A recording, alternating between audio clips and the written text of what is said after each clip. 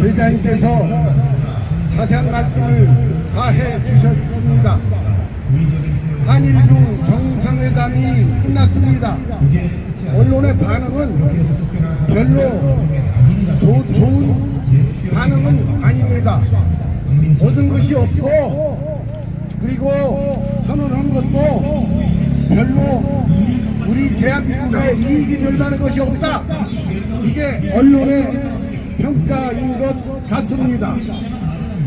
우리로서는 우리 윤석열 대통령께서 리창 총리한테 탈북자 북송하는 거 안 좋다, 그러므로 재고해라라는 그런 뜻을 전했는데도 불구하고 여기에 대해서 리창 총리는 별다른 언급이 없었습니다.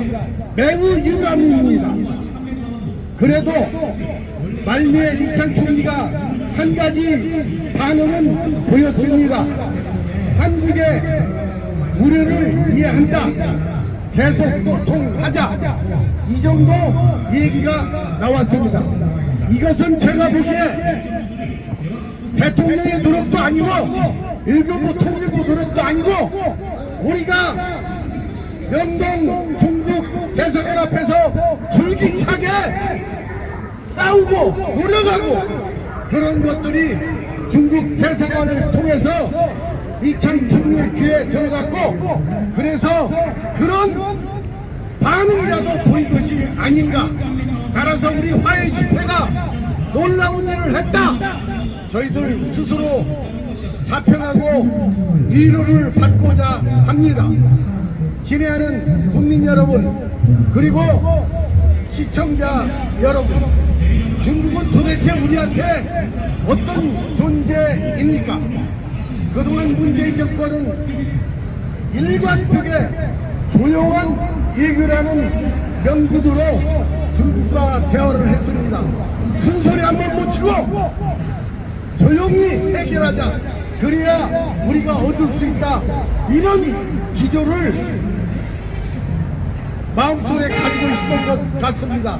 그래서 조용한 외교가 대중국 외교의 기본적인 노선이 되었던 것 아마 아실 분은 아실 것입니다.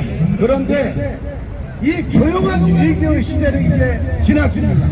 우리 윤석열 대통령이 원리 원칙에 의해서 아주 힘차게 한 발을 하고, 그리고 주장할 것은 주장을 하고, 그래서 중국도 결국 시진핑은 오지는 못했지만 리창 총리라도 서울에 와서 삼국 정상회담이 이루어진 것이 아닌가, 저희들은 이렇게 생각하는 것입니다. 여러분, 중국의 약점이 무엇입니까? 중국도 태국이지만 반드시 중국에도 약점이 있습니다. 그것은 이 사람들은 평판을 대단히 중요시하는 국가라는 것입니다.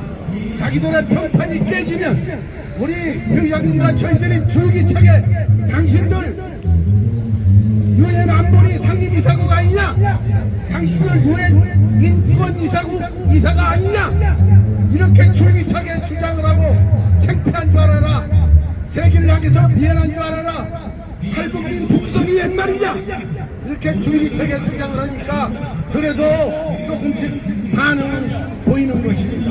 이 평판이 나빠지면 국가 이익에 손해가 난다는 것 누구보다도 중국의 시진핑과 중국 국민들은 알고 있는 것입니다. 따라서 결론적으로 우리는 중국과 끝까지 옳은 얘기는 해줘야만 되는 것입니다.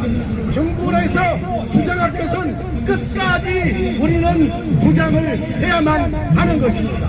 그래야 우리의 국익을 갖출 수가 있고, 우리 단체 최고의 목표인 탈북민들을 독송하지 않게 할 수 있다는 이런 얘기가 되는 것입니다.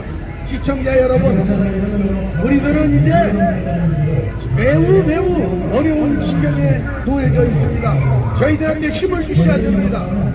사단법인 북한인권 오림보 성통만사 한변, 그동안 2016년 이 북한 입법법이 통과된 이후로 줄기차게 북한 입건 재단 이사 추천을 하고 야당이 주장을 했습니다.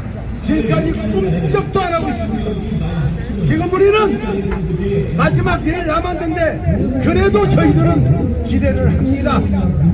민주당이 개과천선해서 이사 5명을 빨리 국회에 추천해 주시기를 마지막으로 당부를 합니다.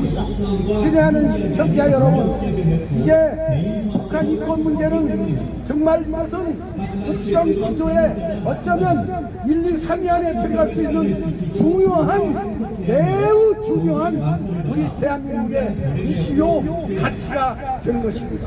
그런데도 불구하고 매 순간마다 매번 있는 행사마다 우리 북한 이권에서 주장하고 있는 북한 이권 재단 문제나 탈북자 문제는 별로 국민들이 관심을 가지고 있다는 거, 이거 너무나도 가슴이 아픈 일이 아닐 수가 없는 것입니다. 이제 다시 한번 촉구합니다. 내일이 마지막 날입니다. 지금이라도 민주당은 북한 이권 재단 이사를 속히 5명을 추천해 주시기를 간절히 호소합니다. 감사합니다.